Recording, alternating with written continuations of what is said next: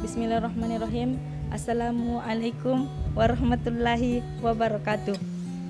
Alhamdulillah, segala puji hanyalah milik Allah yang telah memberikan kita nikmat berupa nikmat kesehatan dan nikmat kesempatan, sehingga saya masih bisa membuat video tugas dari metodologi strategi dakwah. Kemudian saya akan menjelaskan pemaparan materi terkait dengan sumber dan landasan dakwah dalam Al-Quran.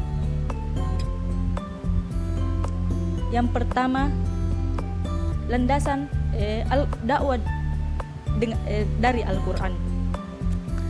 Islam adalah agama dakwah, artinya agama yang selalu mendorong pemeluknya untuk senantiasa aktif melakukan kegiatan dakwah.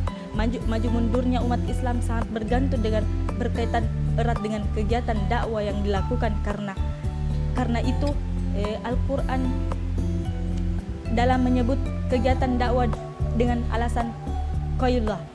Dengan kata lain bisa disimpulkan bahwa dakwah menepati posisi yang tinggi dan mulia. Dakwah Islam adalah tugas suci yang dibebankan kepada setiap muslim di mana saja ia beradu, sebagaimana takjubnya dalam Al-Quran dan As-Sunnah. Rasulullah SAW diwajibkan dakwah, menyerukan dan menyampaikan agama Islam kepada masyarakat. Dakwah Islam, dakwah yang bertujuan untuk memancing dan mengharapkan potensi fitrah manusia agar eksistensi mereka punya makna atau di hadapan Tuhan dan sejarah sekitar lain. Perlu ditegaskan di sini bahwa tugas dakwah adalah tugas umat secara keseluruhan, bahkan hanya tugas kelompok tertentu. Kemudian saya ingin memaparkan materi dari sumber metodologi dakwah dari Al-Quran dalam surah An-Nahl yang berbunyi ud'u ila sabilakum bil hikmati wal mau'izatil hasanah wajadilhum billati hiya ahsan inna rabbaka huwa a'lamu biman dhalla an sabili wa huwa a'lamu bil muhtadin, yang artinya serulah manusia kepada jalan Tuhanmu dengan hikmah dan pelajaran yang baik, dan bantahlah mereka dengan cara yang baik. Sesungguhnya Tuhanmu dialah yang lebih mengetahui tentang siapa yang tersesat dari jalannya, dan dialah yang lebih mengetahui orang-orang yang mendapat petunjuk. Kemudian kandungan dalam surah An-Nahl yaitu metode dakwah Rasulullah SAW mengacu pada anjuran Allah mengenai cara berdakwah yang tercantum dalam Al-Quran dari surah An-Nahl ayat 125. Yang ini mencangkup beberapa metode dalam sebagai berikut. Yang pertama, disampaikan dengan cara hikmah dan pengajaran yang baik. Yang kedua, berdebatlah dengan cara yang baik. Yang ketiga, membalas kejahatan dengan kebaikan. Dan baiklah, itulah tadi metode dari dalam surah An-Nahl. Kemudian ada beberapa pendapat para ahli. Yang pertama, tafsir Al-Jalalain.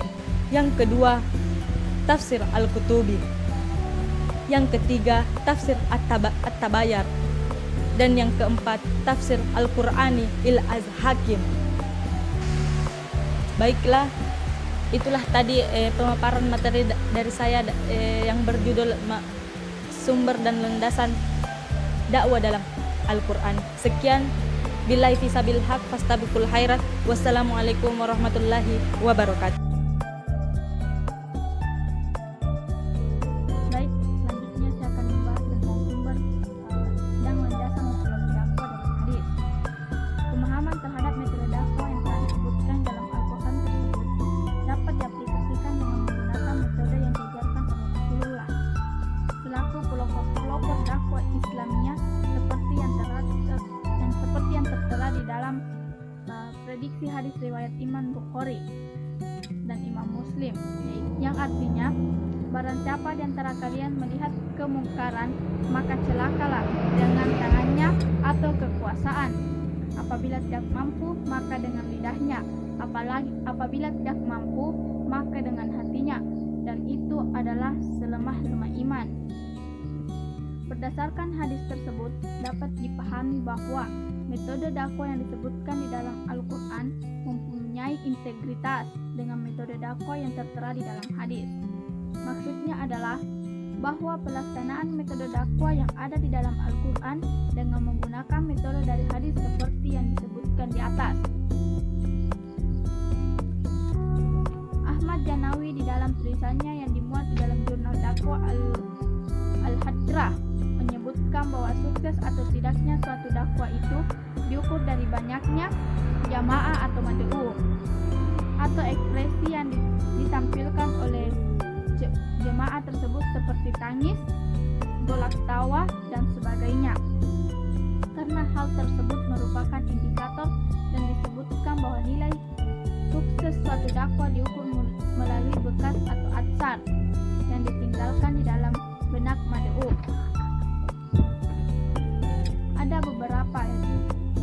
Ada beberapa yang disebutkan itu hadis sebagai landasan metode dakwah.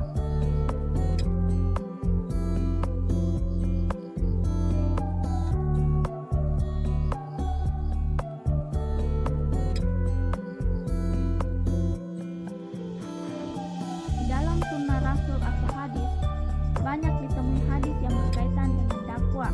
Begitu juga di dalam sejarah hidup dan perjuangan Nabi SAW serta cara-cara yang dipakai beliau dalam menyebarkan dakwanya, baik ketika beliau berjuang di kota Mekah atau di kota Madinah. Semua hal tersebut memberikan contoh dalam metode dakwah beliau, sehingga seharusnya para dai mengikuti langkah perjuangan dakwah beliau. Zainab 2000. Dakwah beliau.